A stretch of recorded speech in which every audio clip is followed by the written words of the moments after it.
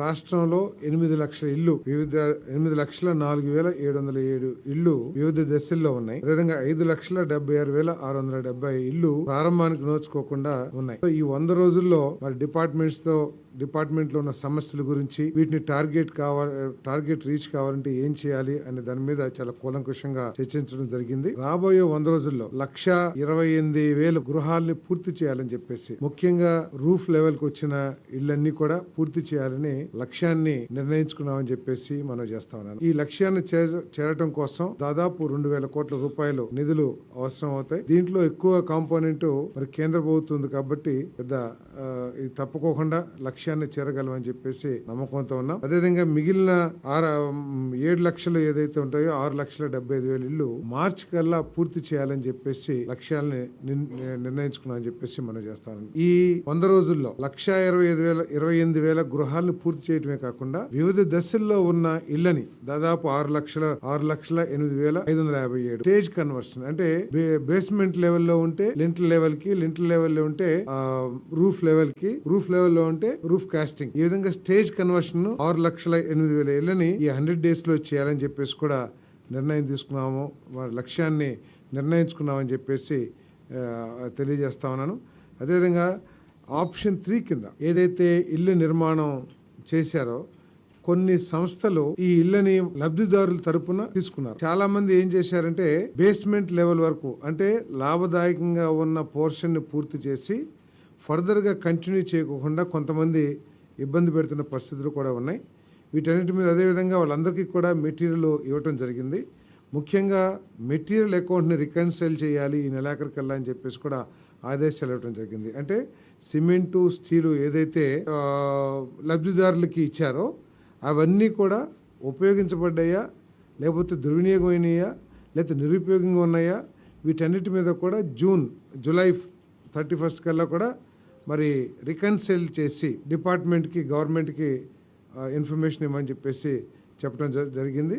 మరి దీంట్లో అనేక మంది కొన్ని ఇబ్బందులు తలెత్తుతున్నాయని చెప్పేసి కూడా చెప్పారు. ఎవరైతే కొన్ని పెద్ద పెద్ద సంస్థలు వాళ్ళు ఈ లాభం వచ్చే పోర్షన్ని కంప్లీట్ చేసి మిగతా చేయట్లేదనే కంప్లైంట్స్ మాకు వచ్చినాయి. అదేవిధంగా మెటీరియల్ కూడా కొంత ఎక్కువ తీసుకున్నారని చెప్పేసి మా దృష్టికి వచ్చింది. అలిగేషన్స్ ఏంటొచ్చు, వీటన్నిటి మీద కూడా మరి ఎంక్వైరీ చేయమని చెప్పేసి కరెక్ట్ సమాచారాన్ని ఇవ్వమని చెప్పేసి కూడా ఆదేశాలు ఇవ్వడం జరిగింది. మరి ఈ ఆప్షన్ 3 మీద ముఖ్యమంత్రి గారి దృష్టికి తీసుకువెళ్ళి ఎవరెవరు చేస్తున్నారు, వాళ్ళ మీద ఉన్న ఎలిగేషన్స్ ఏంటి, ఇవన్నీ వాడి దృష్టికి తీసుకువెళ్ళి మరి ఆప్షన్ 3ని కంటిన్యూ చేయాలా లేదా లబ్ధిదారులతోనే కట్టుకునే విధంగా చేయాలనేది నిర్ణయం తీసుకోబడుతుందని చెప్పేసి కూడా మనం చేస్తా ఉన్నాం. అదేవిధంగా లేఅవుట్లో ఈ బేస్మెంట్ కట్టిన తర్వాత ఫిల్లింగ్కి మట్టి దొరకట్లేదు, మట్టి కొద్దిగా ఇబ్బంది అవుతుందని చెప్పేసి కొంతమంది అధికారులు నా దృష్టి మన సమావేశం దృష్టికి తీసుకొచ్చారు. సో ఒక ఆలోచన చేశాం, ఎక్కడెక్కడైతే థర్మల్ స్టేషన్స్ ఉంటాయో అక్కడల్లా ఆ ఫ్లై యాష్ని ఫిల్లింగ్ బేస్మెంట్ కట్టిన తర్వాత ఆ బేస్మెంట్ని పూడ్చడానికి ఉపయోగించవచ్చేమో పరిశీలించమని చెప్పేసి చెప్పాం. ఎందుకంటే ఇప్పుడు రోడ్స్కి, ఫ్లై యాష్ బ్రిక్స్కి అన్నిటికీ కూడా ఫ్లై యాష్ ఉపయోగపడుతూ ఉంది. సో మట్టి దొరకని ప్రాంతాల్లో మరి విశాఖపట్నం, నెల్లూరు, విజయవాడ ఇక్కడన్నీ కూడా రాయలసీమ థర్మల్ స్టేషన్స్ ఉన్నాయి కాబట్టి ఆ చుట్టుపక్కల కొన్ని లక్షల ఇళ్ళకి ఇది బాగుంటుందని చెప్పేసి సూచన చేశాను. అది ఒకసారి పరిశీలించమన్నా. సాంకేతికంగా ఏమైనా ఇబ్బందులు ఉంటాయని చెప్పేసి నాకు తెలిసినంత వరకు ఎటువంటి ఇబ్బంది ఉండదు.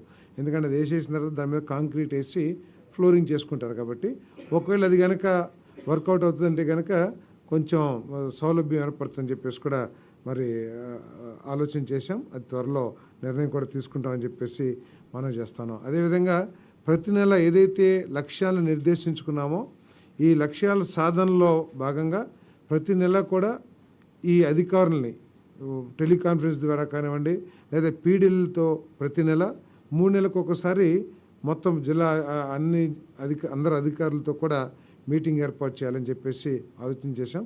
మరి గృహ నిర్మాణాన్ని పూర్తి చేసి లబ్ధిదారులందరికీ కూడా మేలు చేయాలి. ఏదైతే చంద్రబాబు నాయుడు గారి లక్ష్యాలను నిర్దేశించారో దాన్ని అమలు చేయడానికి మా డిపార్ట్మెంటు పనిచేస్తుందని చెప్పేసి మనం చేస్తాం.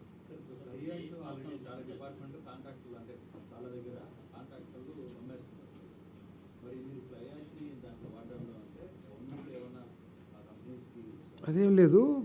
నాకు తెలిసినంత వరకు ఏంటంటే ఫ్లై యాష్ని డిస్పోజ్ చేస్తానికి ఫ్రీగా ఇస్తారు వీటీపీఎస్. సరే కొంతమంది ఇస్తారు. సో ఇది లబ్ధిదారులు పేదవాళ్ళకి సంబంధించిన ప్రభుత్వం యొక్క కార్యక్రమం కాబట్టి అంత క్వాంటిటీ మాకేం పెద్ద అవసరం ఉండదు. కాబట్టి దానికి ఎంతో కొంత ఉపయోగం ఉంటుంది, లబ్ధిదారుడికి కూడా కొంత ఆర్థిక సౌలభ్యం ఏర్పడుతుందని చెప్పేసి ఆలోచన, దాన్ని పరిశీలించి నిర్ణయం తీసుకుంటాం.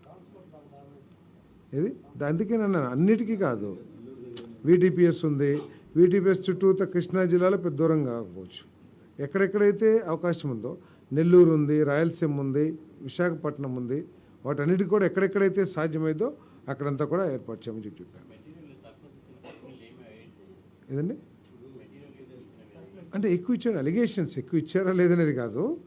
యాక్చువల్గా లబ్ధిదారులకి ఇస్తాము, కంపెనీలకి మేమేమో లబ్ధిదారుల దగ్గర తీసుకుని దాన్ని పూర్తిగా వినియోగించారా, ప్రాపర్గా వినియోగించారా లేదా, వేస్టేజ్ ఎక్కువ ఏమైనా చేశారా అంటే లబ్ధిదారులకి తెలిసి తెలియక వాళ్ళకి చేసి ఉంటారు కదా, వాటన్నిటి మీద కూడా ఒక రివ్యూ చేసి ఇన్ఫర్మేషన్ ఇవ్వమని చెప్పారు.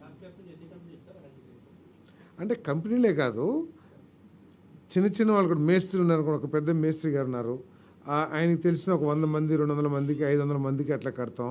సో కంపెనీలనే కాదు, ఇక్కడ చాలామంది కొన్ని వందల మంది ఈ నిర్మాణంలో లబ్ధిదారులకి ఉపయోగకరమని వాళ్ళు అదే ఉద్దేశంతో చేసి ఉండొచ్చు. కానీ కొంతమంది మీద ఎక్కువ ఇళ్ళు తీసుకున్న చోట కొంతమంది 50,000 ఇళ్ళు